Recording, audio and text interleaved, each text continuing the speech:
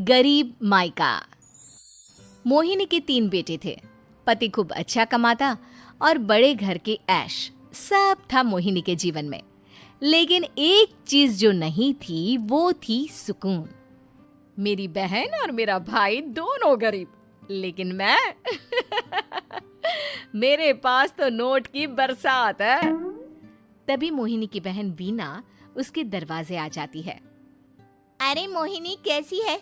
मेरे घर में ना सिलेंडर खत्म हो गया है। तेरे पास तो इतने पैसे हैं, भरवा देना मेरा सिलेंडर। पैसे जैसे ही आ जाएंगे मैं दे दूंगी। तभी मोहिनी का पति राकेश आ जाता है। क्या है बिना, ये अपने घर की परेशानी हम लोगों के घर ना गाया करो। तुम्हारी बहन को तुम लोगों पर तरस आ जाता है और वो पैसे देने लग जाती है। मुझे ये बिल्कुल पसंद नहीं है। ओ जीजा जी, नहीं, मैं तो वो बस अच्छा मैं चलती हूँ। बीना वहां से चली जाती है। उसके जाने के बाद अच्छा किया जो आपने सुना दिया। अरे न जाने क्या सोचकर मेरे घर आ जाती है कि जैसे यहाँ तो भंडारा भरा है। अरे कितना तो दे दिया। अच्छा जी, जरा 1000 तो देना। वो बिन्नी दीदी है ना, उनके घर जा रही हूँ। उनका पोता हुआ है तो मुंह दिखाई दे दूंगी। हाँ, उन लोगों के आगे तो शो ऑफ किया करो। वो खुद को बड़ा अमीर शो करते हैं ना। दिखा दे कि तू भी किसी से कम नहीं है। हाँ जी, इसी के लिए तो जा रही हूँ। मोहिनी तैयार होकर अपनी बुआ की बेटी के घर जाती है, जहाँ उसके पोते का कार्यक्रम चल रहा होता है। वहाँ वीना भी आई होती है। अरे वीना, क्या जरूरत थी यहाँ आने की? तेरे घर पर गैस नहीं है तो वो भरा लेती। क्या करूँ मोहिनी, बुआ को बुरा लग जाता नहीं जाती तो। वैसे मेरे पास एक जोड़ा बच्चे का कपड़ा रखा था, वही अपनी चांदी के पायल के साथ देने जा रही हूँ। घर पर गैस थी नहीं, सोचा परिवार यहीं खाना खा लेगा, बाकी सुबह का सुबह देखा जाएगा। मोहिनी को बहन पर दया आ जाती है। वो पर्स से 1000 रुपए निकाल कर दे देती है। ले बिना, लेकिन पैसे वापस कर देना, तेरे जीजाजी हिसाब लेते हैं। मोहिनी भी क्या करती, गरीबी में बहन का सहारा ही उसके जीवन जीने का आधार था। फिर एक रोज, सुनिए, भाई के घर बेटी हुई है, मुझे माँ के पास जाना होगा। अरे उस घर में ना कूलर है ना एसी, कैसे रहोगी तुम? हाँ, वही सोच रही हूँ कि अकेली जाऊं, बच्चों को साथ ना ले जाऊं।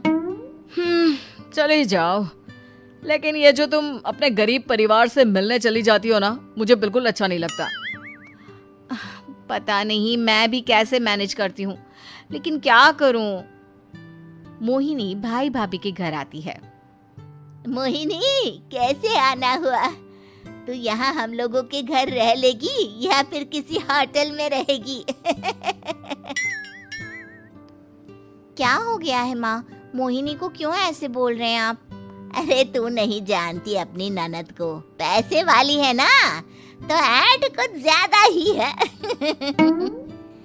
मोहिनी को माँ की बात का बुरा नहीं लगता है, क्योंकि उसे पता ही नहीं चलता कि माँ उसे जली कटी सुना रही है। वो भाभी की बच्ची के साथ लेन देन करती है और वहाँ से चली जाती है।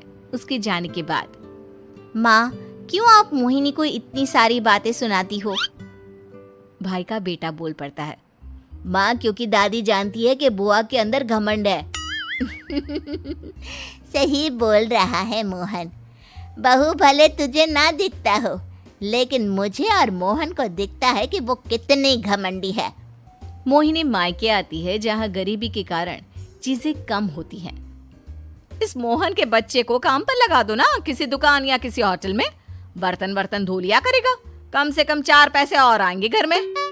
देख मोहिनी, माना तेरे पास पैसा है, लेकिन तेरे भाई के दिन इतने भी बुरे नहीं चल रहे कि वो अपने बच्चे की पढ़ाई रुकवा कर उससे बर्तन धुलवाए।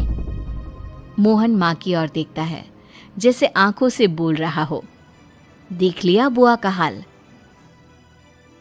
हाँ मोहिनी, बात तो सही है, लेकिन अभी मोहन को पढ़ना है।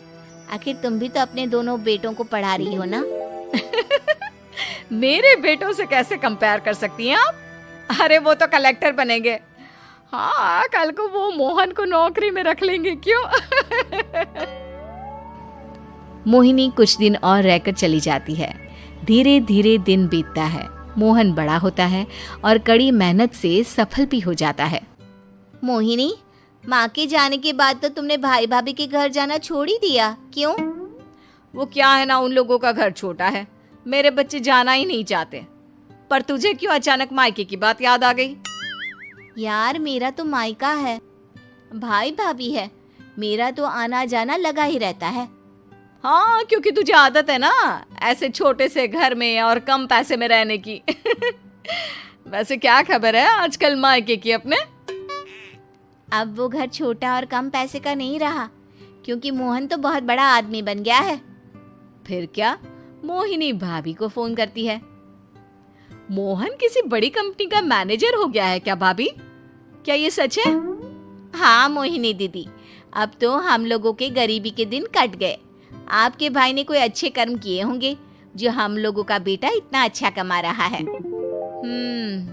देख लो भाभी, पहले भी आपने कई गलतियां की थी, आप थोड़ा संभल कर चलना।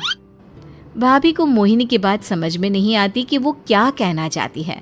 फिर एक दिन वीना मोहिनी से कहती है, मोहिनी, हमारा भतीजा मोहन अच्छा कमा रहा है, क्यों ना मैं अपने बेटे की नौकरी के लिए उससे बात करूं? अरे बुआ का बेटा है, ये सोचकर मदद तो करेगा ना? हाँ हाँ, क्यों नहीं करेगा, उसके बुरे दिन में तो हम भी खड़े थे।